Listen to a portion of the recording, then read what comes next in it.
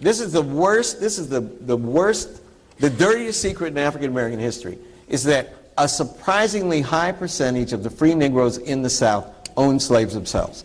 And some of them own, we explain it away by saying, oh, welcome to Pegasus versus the World, where we take on challenges, comedy, trending topics, and some travel.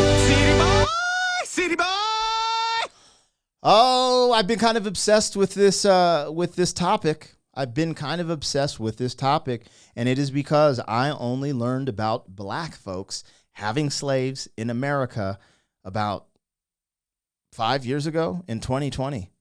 And I think it was 2022 when I found out that Native Americans had slaves. And after they had freed the slaves and ended slavery, the Native Americans didn't want to give their slaves away and didn't. It is crazy. With that being said, you know, I grew up in an interesting spot. I traveled a lot because my dad was in the military. We settled in Colorado Springs. And growing up, for some reason in Colorado Springs, there was this culmination of things when I went to high school. I went to Widefield High School and Mitchell High School, okay? District 11 and District 3. And for some reason, actually, no, I think it was the influence and impact of music. And this will go into this story. And today we're going to watch this, the truth about blacks owning slaves in the U.S. Because I did not know a lot of this stuff just 5 years ago, 4 years ago. Knowing this stuff in my youth would have changed my perspective on a lot of different things and would have helped me get into certain thought patterns and, you know, phases in my thinking a lot faster than being 45 as I sit here today. So anyways, I grew up in Colorado Springs in the 90s, and gangster rap was super impactful. So you had a lot of gangsters going to school, but underground East Coast hip hop was also prevalent, which would spread a pro-black message with like Wu-Tang, you know, the 5% Nation, Poor Righteous Teachers, Public Enemy, you know, Dead Prez, all this different, what we'd call conscious black rap music. And they were putting different thoughts and ideas and imagery in my head.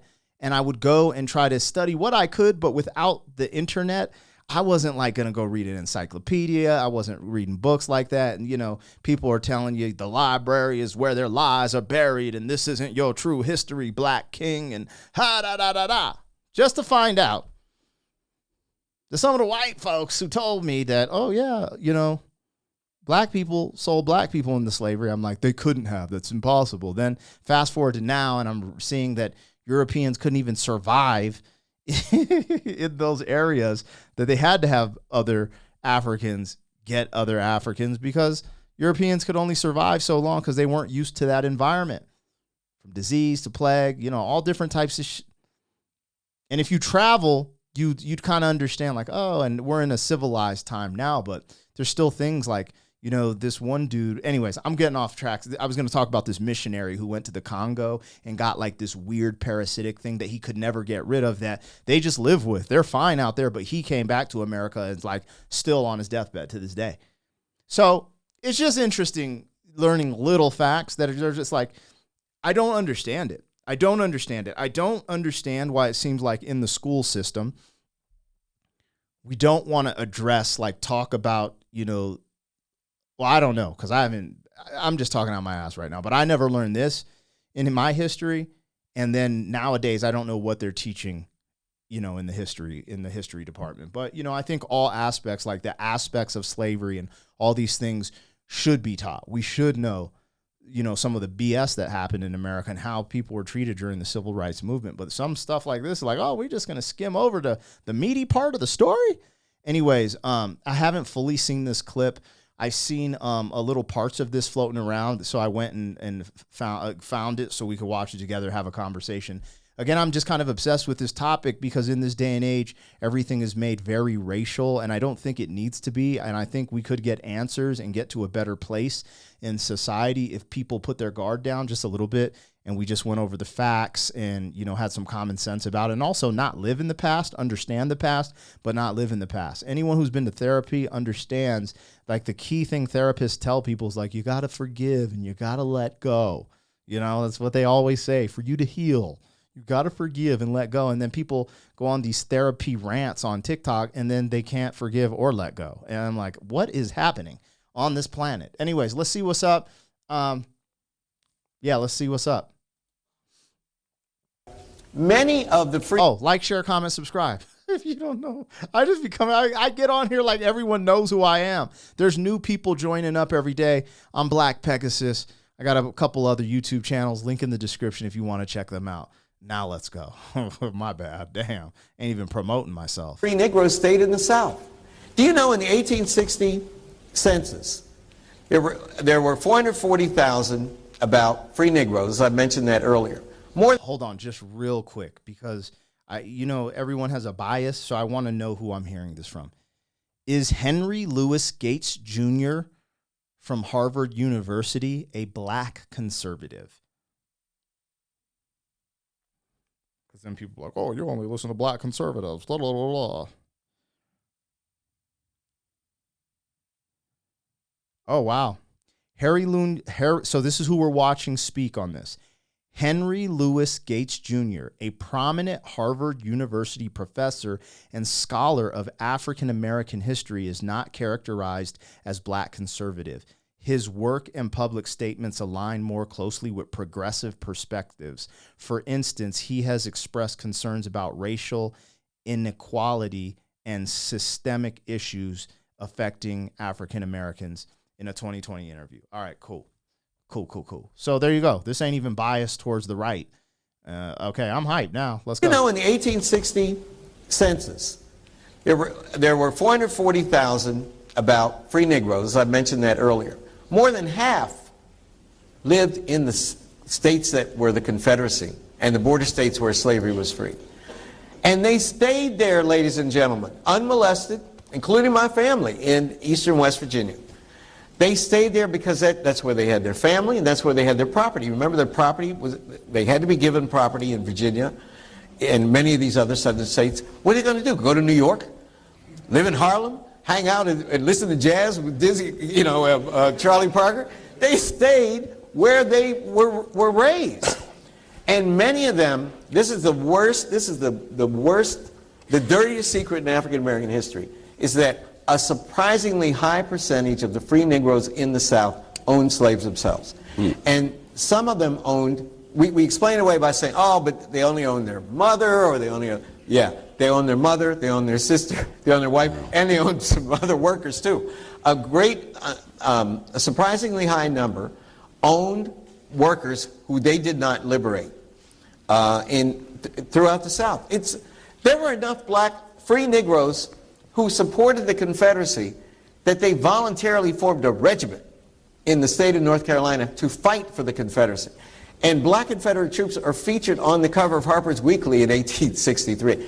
Frederick Douglass used this as an argument to make Lincoln allow black men to fight. Wow. Because remember, Lincoln didn't want to do it. Lincoln made a famous statement in 1862. He said, I suppose we could arm them, but if we did, their arms would end up in the hands of the Confederates within a week, because he thought that they were incompetent, not smart enough to win. And eventually, as I said, the North was losing the war. Frederick Douglass was agitating. And this book by Casemore persuaded him to change his mind and incrementally. Bro, this dude is dropping a plethora of shit. This, maybe it's because people would consider this a tangent and a deep dive and a rabbit hole. And so maybe because in history class, you got to skim through everything and get over world history.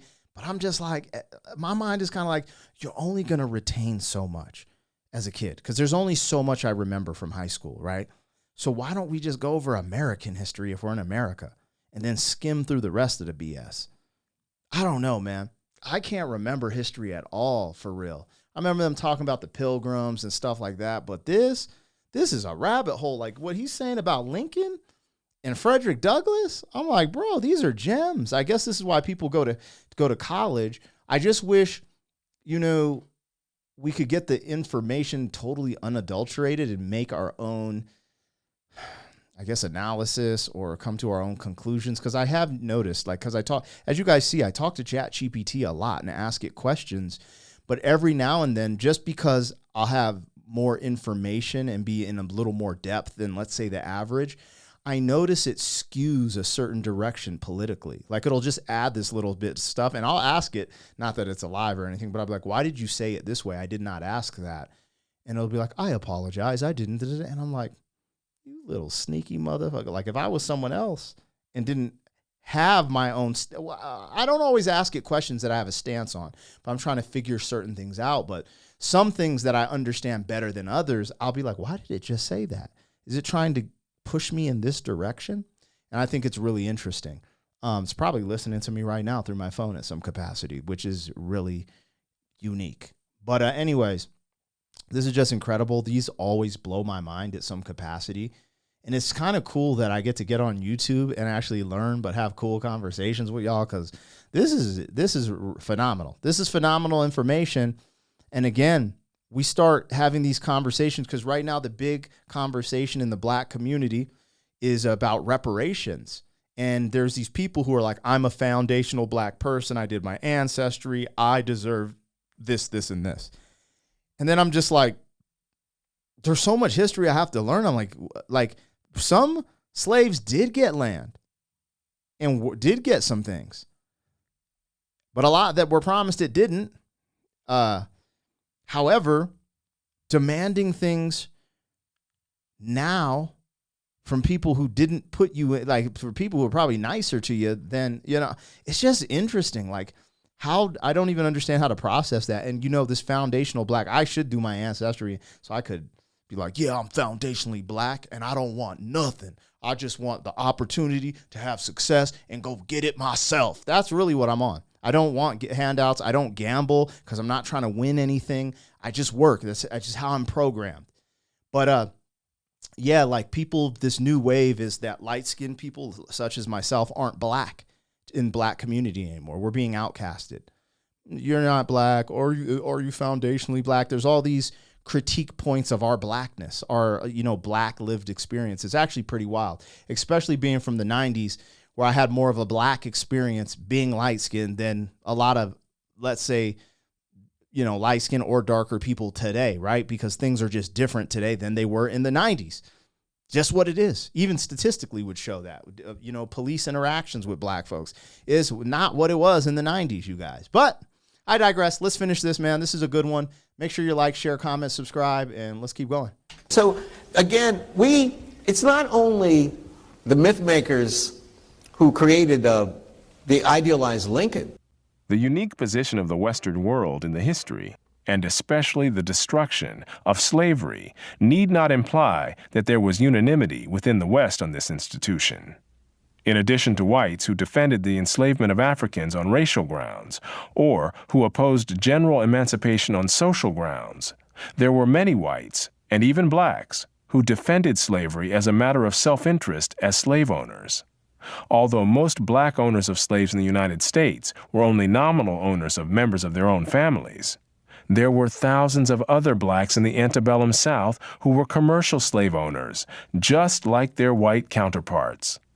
An estimated 1/3 of the free persons of color in New Orleans were slave owners, and thousands of these slave owners volunteered to fight for the Confederacy during the Civil War. Black slave owners were even more common in the Caribbean. In short, there were many defenders of slavery in the West, even in the 19th century. And outside the West, slavery was too widely accepted to require defense. It's so interesting hearing that. I kind of get goosebumps because when we think about slavery, there's legit slavery going on in the world today. But the place I think of is like China with slave labor. So it's not total slavery, but China got slave labor. I don't know how India works, but I know China does as well. And when I see all this pushback, and I don't know how tariffs are going to play out or anything like that, but when I see Trump just being like 500% in tariffs, I'm being facetious there, but we're going to tariff China. I'm like, okay, cool. It's funny because we sit here on this high horse in America, talk about how bad slavery was, how bad it was for Black folks, etc. No one's willing to admit all the different faculties that were involved with slavery: white folks, Black folks, Native Americans. No one's, everyone's only interested in their narrative other than the truth. Then, if we can all agree on the importance of the ending of slavery, why would we work with countries that literally have slavery? Why? Why are we going to act holier than thou and act like we're some, like all these people? It's just crazy to me. We're in this, and maybe I'm processing it incorrectly, but everything I have, if you look at the tag, it says made in China, right?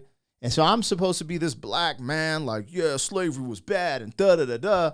And I'm literally buying stuff that's made by slaves, slave labor at least. Sweatshops, my Jordans, my Nikes, this damn hat. I bet you this hat, look at that. Made in China. And it's acrylic. Anyway, come on, y'all. I don't know. I just don't get it. I don't get it. Because if we were this freedom fighting machine, wouldn't we be only working with people who, advocate for freedom and fair labor and stuff like that and continue the fight against slavery? I know it's not exact slavery, but, slave labor is a mother sucker, man. Anyways, I'm just a simple man. I like beans and rice. I don't got all the answers, Sway. I'm just I'm like learning in real time with you guys. It's kind of upsetting to be like, yeah, it took me to 45 to, pick up on some of the stuff, but better late than never. And slow motion is better than no motion. So I'm not going to listen to my haters. I got a ton of them too. I see them more and more in the comments, and it's fine. It's fine. But at least I'm an open book with y'all. So you guys let me know what I got, what I missed. I'll see you later. City boy, city boy.